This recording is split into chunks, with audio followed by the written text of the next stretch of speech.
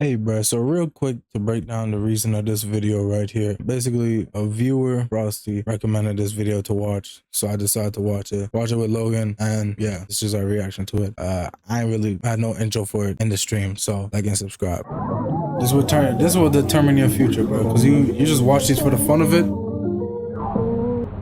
It was a typical day in the world of daytime television. Infomercials, soap operas, and highly scripted legal shows filled viewer screens, with one of the more popular at the time being a program called Christina's Court. Today in Christina's Court. I think I know this one. The show centered around a woman named Christina Perez, giving counsel and advice to those wrapped up in legal drama. Is it loud for you? And on this particular morning, comedian Sean Harris would be featured filing suit against his ex-girlfriend in the hopes of recouping unpaid rent. Every month it would be something different, you know? Like what? I'm gonna just turn up. I ain't got it this month because I got to do this or that. And I'm like, man. So you let her go 9 months without paying rent? Now, like I said, these shows were very obviously scripted, at least to some degree. And with Sean himself being a professional comedian, it led to countless funny moments and what turned out to be one of the show's more iconic episodes, with by far the most memorable moment coming at the very end, when things seemed to deviate from the script. Constantly like a It's just child. made by Nick Crowley. It's the one, right? It's one of them. That's true. Ask him, he's been married for how long? Over 27 years. Over 20. Look at him though, he look mad. I feel like I've seen this clip of him. You look mad. You look mad. You don't look Yeah. I know this one too. Hey, the judge. Here, we see the comedian take aim at Christina's bailiff, a man named Renard Spivey, who was an integral part of the show, being the judge's sidekick for years and years. Though it wasn't often that he found himself at the end of a joke like this, as Sean suggests that Renard looked unhappy when it was revealed that he had been married for over 27 years. He's very happy. Okay, all right, let's get back to the claim. That nigga is scared. He All said, in yo, all, this it man made might be for my a rather ass. charming moment. Yeah. He was adoring the lighthearted jab aimed at one of the show's most beloved characters. Character is crazy. Nigga, he is a security guard. Though no one could have known at the time just how true that joke about his happy marriage would turn out to be. Still developing tonight, a Harris County Sheriff's deputy facing serious charges. 63-year-old Renard Spivey accused of killing his wife, 52-year-old Patricia Spivey, after an argument that turned deadly. KPRC Channel 2's Bill Barajas. Yeah. On July killed his wife. 28th, 2019, over a decade after the aforementioned program aired, Renard Spivey was confronted by his wife Patricia about what she believed to be steroid use or perhaps even infidelity. And in the midst of this heated argument, Spivey would draw his gun and shoot his wife once in the arm and then in the chest. Shortly after, police would find her lifeless body crumpled in their bedroom closet. Now, after years and years of taking part in this once famed legal show, Spivey can be found alone in his prison cell, where he'll likely remain for the next 14 years of his life, for murdering the woman that he was so happily married to, turning what was once one of Christina's Court's most iconic moments into one of the darkest examples of irony in all of television history. When you find a good woman, you gotta hang on for dear life, because then it's hard to find another. So my advice as a happy woman, married woman. I feel like I shouldn't have regular lights on. I feel like there's some shit you watching that. Before we get any further, I want to thank Scentbird for sponsoring this video. Oh man, you ruined it, bro. You ruined it, bro. Commit to You ruined it, bro. received it with some hint harmonious and Canada, and if you send off your Canada. I'm Canada. Canada. Bitch. The world of television is an interesting one. Despite the highly controlled and well-polished products that we're typically used to seeing on our screens, there have been a surprisingly high number of deeply disturbing moments that have happened when on air, and this potentially new series aims to highlight some of the most disturbing. And what better way to start than with a relatively unknown case that has haunted me for years. I'm gonna haunt you. Saturday, It's low- June it is low 14, quality. 2008, a Japanese TV station called Television Miyazaki is running its standard live programming, which on this day was set to feature a game show-like segment in the remote rice fields of Takachi Hocho. The game itself was simple. Competitors stood back to back on a small wooden stand above the shallow muddy water below, and when given the cue, they would attempt to shove their opponent into the water without turning their bodies around. In the end, the one left standing on the platform would be declared the So you got winner, booty with the bump. loser being left humiliated in the mud. Did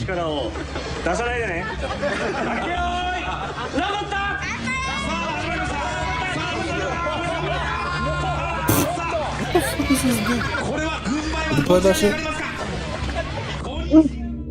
Round 1 goes off without a hitch, resulting in the losing contestant being covered head to toe in a thick brown sludge, with the whole atmosphere perfectly encapsulating the craziness and high energy charm that you would expect from a Japanese game show made at the time. And so far, Yeah, this does everything give was off all Japanese in good game fun, show vibes. with this excitement only escalating as the contestants convinced one of the show's hosts, a man named Tatsuchi Yanagita, to join in on the competition. Oh, this is the one. What is he gonna do?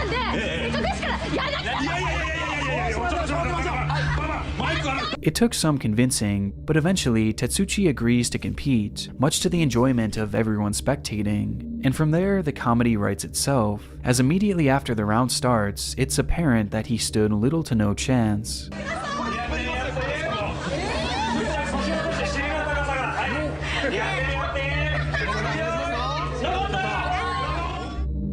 And upon instantly shit. losing his balance, Tatsuki reacts in a split second and dives off the platform, landing headfirst into the muddy water Oh, below, no. which causes his body to fall limp. Oh shit. The water that he had just dove into was merely 6 inches deep, with the rest consisting of a thick layer of mud, which his head would strike directly, instantly causing his neck to break. And in that very moment, Tatsuchi would be irreversibly paralyzed, leaving him unable to move from the neck down.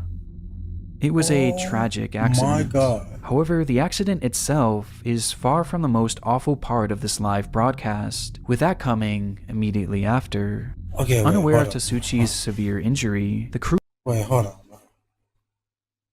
Cause, Logan. Look, bro. I'm not. So what I mean? It just gives you interest. Like the thing I'm thinking, right? Everyone is standing in this like with boots. What made Yeah. you think to dive head first? I think dude just has no logic skills. You know, it's like one of those things where you either have the instinct or not. You got the dude's just gonna dive head first. Mm. Even he was standing in it. I don't know why he thought it was okay. Now he has no motion. guy just has no He motion. was merely playing a prank on them. It is interesting, and just though. joking Okay. around. And so they left him there, face first in the water, and proceeded to shove his face even deeper and deeper into the mud, Oh, no. splashing even more on Oh. top of his head to rub in the fact that he had lost.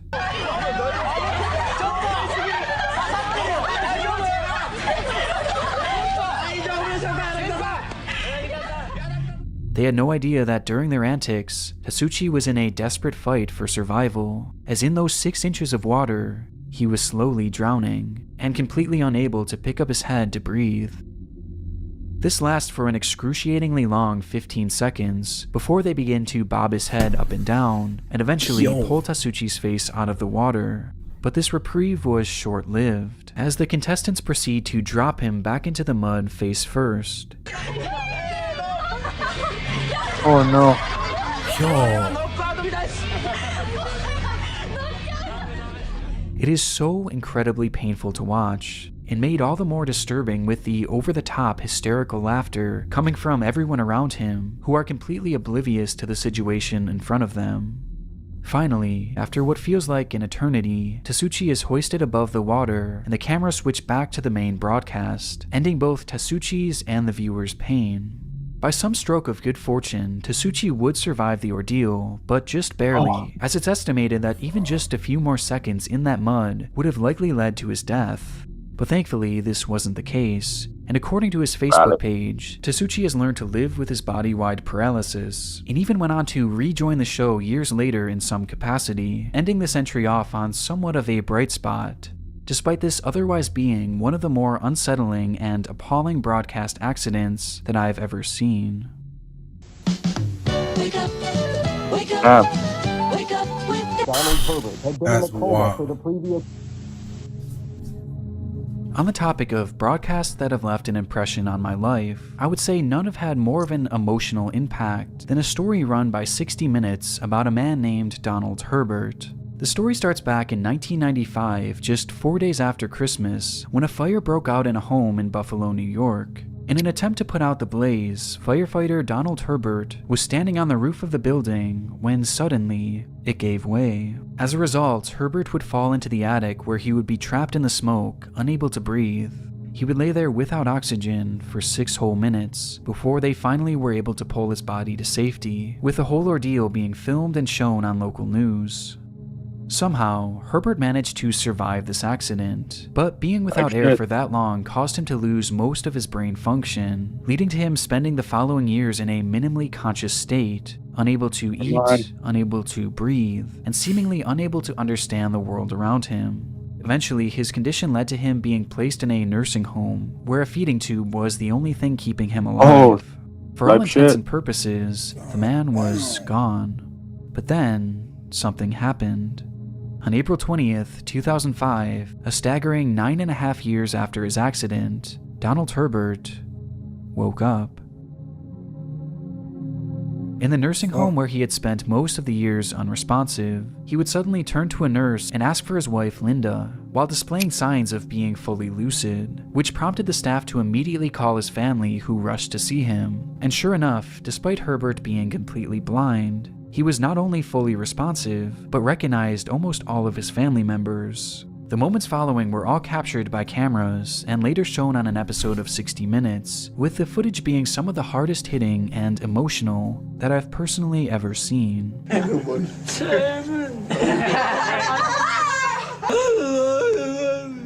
How long have I been gone? Quite a while, pal. Quite a while. 10 years. jeez. The pain in discovering that he had been gone for 10 years, all that time missed, robbed from a man who was just doing his job, is indescribably gut-wrenching. But it's what happens after this footage that proves to be the most upsetting part. For nearly 16 hours, the newly awakened man spoke with his family, catching up on every little detail that he had missed. And though from that point on he had moments going in and out of his lucidity, his long-term prognosis actually seemed hopeful.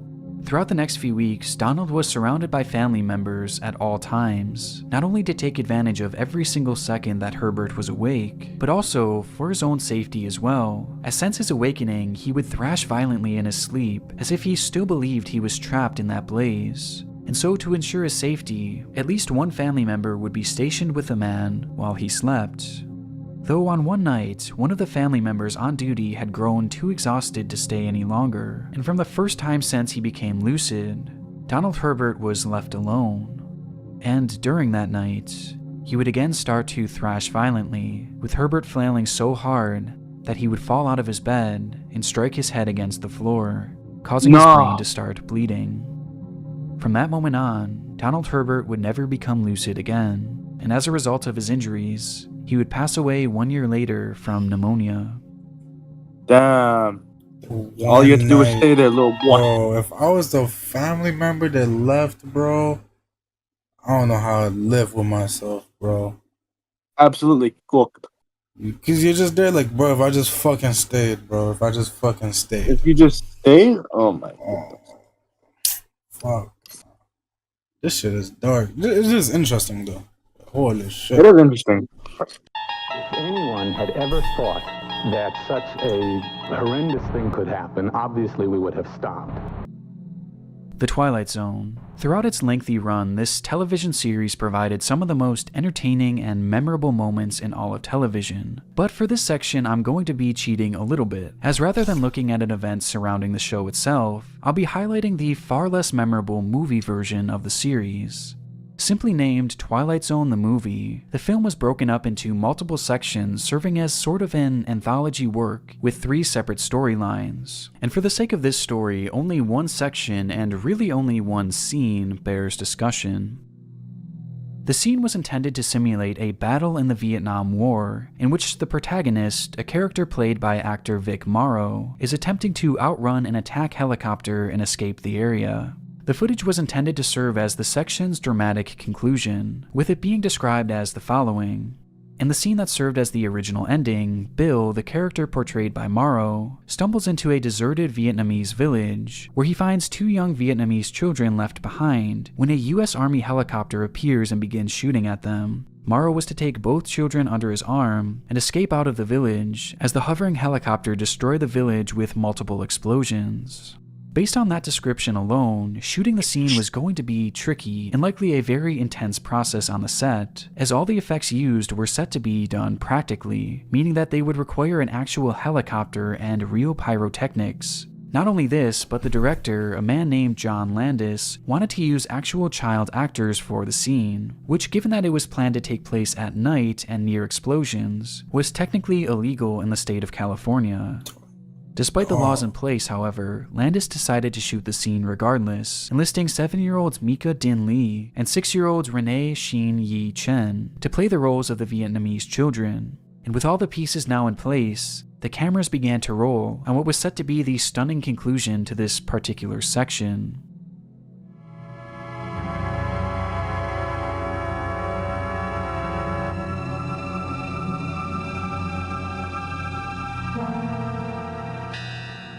As the scene starts, the spectacle of it all can't be understated, as the lighting, setting, and the pyrotechnics truly set a haunting tone. However, unbeknownst to the production team, there was a major problem developing.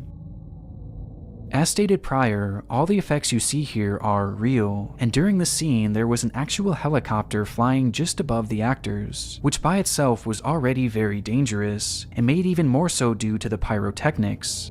For the pilots, the explosions launched in the air created fireballs in the sky, making things much more difficult to navigate, but those on the ground were never made aware of this. And being pressed to make things look even more and more intense, the crew decided to double down on their explosions, launching 2 massive charges back to back. A decision that proved to be a costly one, as the second blast was so strong that it dislodged the helicopter's tail prop, causing the craft to spin uncontrollably. And within mere seconds, as the cameras roll on the 3 actors trudging their way through the water,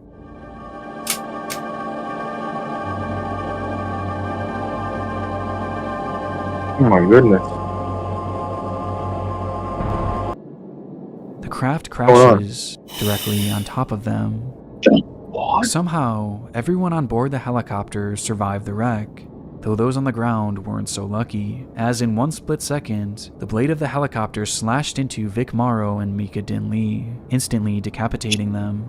And as the craft slammed to the ground, Renee Shin Yi Chen would be crushed beneath its massive weight.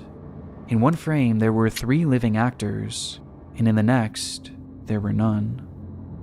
In retrospect, it's not hard to see the red flags and the dangerous practices being used by the production team. However, following several long legal battles, no one would be found liable in the deaths of the 3 actors, and Landis himself would go on to enjoy an incredibly successful career. The Twilight Zone film would eventually be released years later, only with a different ending. Oh, they're not gonna demolish it. There's nobody'll come in here. I'll fight force with force. Our final story takes us to the quaint countryside of Buttsfield, England, where a man named Albert Dryden had been living a fairly solitary life.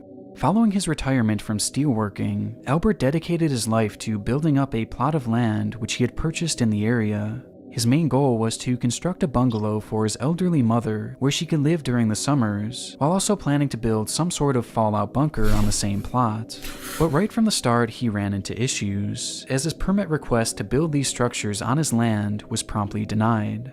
This did not stop Dryden, however, as despite the ruling, he began his construction anyway, believing he had found a workaround with the law, as rather than building the house in a standard manner, he instead dug a deep hole into the ground and began to construct his home there, labeling it as the home in a hole. Due to this, the home only stood about 8 feet or so above the ground, which Dryden believed made the construction legal. However, he was wrong in his assumption, and the building swiftly caused a disagreement between the man and the Derwentside District Council, with this rift growing more and more amplified as time went on.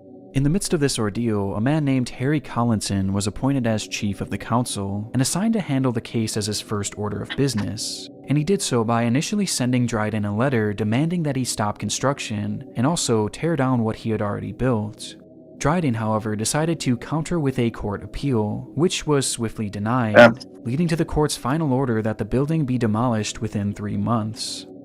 It was around the same time that the local news began to document the ongoing feud between Dryden and the government, and despite the numerous rulings against him, Dryden still refused to give in to the government's demands, and eventually, the council decided to take matters into their own hands, and decided to demolish the structure themselves. So on June 20th, 1991, Harry Collinson, a demolition team, and a group of police constables traveled to Dryden's property to demolish the structure. Before this group arrived, the decision was made that should Dryden attempt to escalate the situation, they were to immediately back off and come up with another plan to avoid any sort of physical altercation. At the scene, numerous reporters had already began gathering at the property line, including a cameraman for the BBC, who was there to document the feud in real time. And right from the start, it was clear that Dryden was not going to be going down without a fight. The gate to his property was chain-locked, with Dryden standing behind it, pointing to 2 letters that he believed proved that he should be able to keep his structure intact, at least for the time being. Read that, that's an official letter and there's an appeal in. There's an inspector coming out on this site in 5 weeks' time. Well, it doesn't say that. I'll be ready to say Well, I have another letter confirming that. Can you show me the other I'm letter? not going to show you the other letter, but this chap's coming out in 5 weeks' time. Well, all as I'm asking is to wait 5 weeks for the outcome, maybe 6 weeks. It'll take a week after he's been out. I'm satisfied, Albert, that there's nothing in these documents that affects the legality of the enforcement notice that the inspector has confirmed. Well, yes, Harry. However, Dryden's request for more time was clearly falling on deaf ears, and realizing this, Dryden began to grow more and more agitated, with his tone quickly turning far more menacing. If you don't open the gate, now we'll obviously have to take the fence down with the machine. So if you want, you can have some time to remove the fence yourself to minimize the damage. Do you want to do that? Any damage that's subsequently caused as a result of you preventing us doing that will be your liability.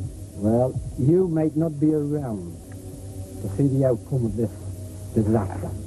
Now, you've been warned.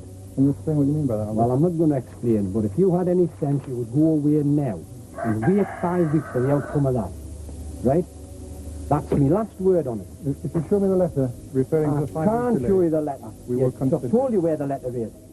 At this point, based on their initial plan, the crew should have certainly turned back, as it was now getting to the point that Dryden was outright threatening Collinson, warning him that if he were to step on his property, that something awful was going to happen. And though this did cause Collinson to take a few steps back, he still remained steadfast in carrying out the task and remained on the edge of the property line, standing his ground even when Dryden escalates the situation even further. Bring out the Strizzy mind.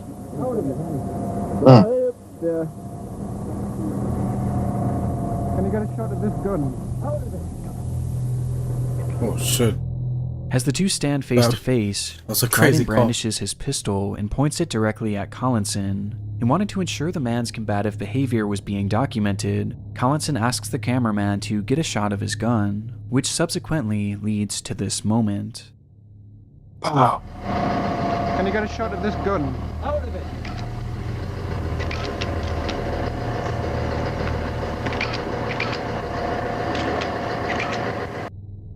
In an instant, with cameras rolling, Dryden fires a shot directly into the chest of Harry Collinson, and then fires another at the crowd standing before him, leading to things devolving into a chaotic scene of running and screaming.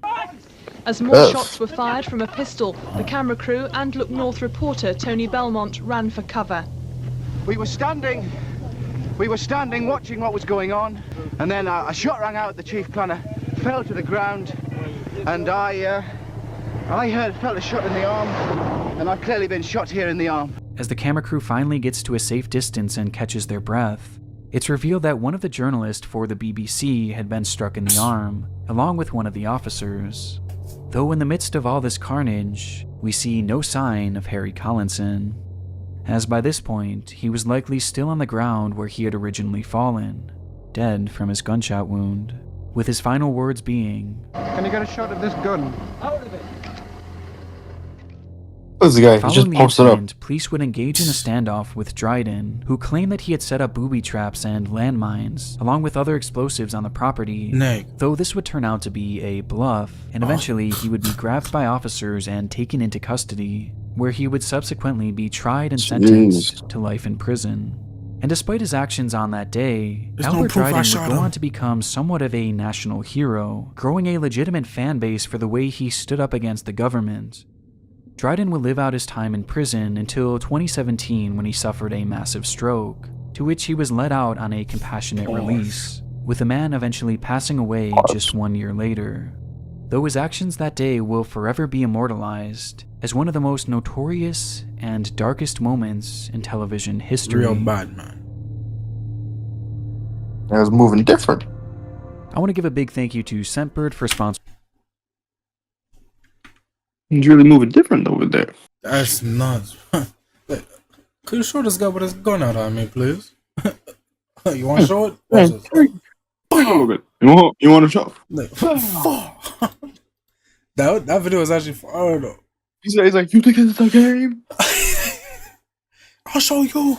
I'll show you all. I'm gonna show you how great I am. Great I am. Great I am. Oh, bro. That's actually interesting though. Some of them is like, you're fucking bozos, and then the other ones is like, damn, Ew, shit. that's serious. Like, I'm sorry, but that game host that jumps head first into the ground, The way he did it was like I tried to do the war. I'd assume you'd catch yourself, but no, he just said head first. Yeah, like At first, he dove in like it was the deep end of a pool, bro. I'm like, brother, relax on that one, pal. He was Don't need to he do was that. Forced to relax. I mean, he wasn't even forced to jump in head first. He could have just, Nah, he was I don't forced to know, relax felt after like- the jump. uh, That shit is fire though.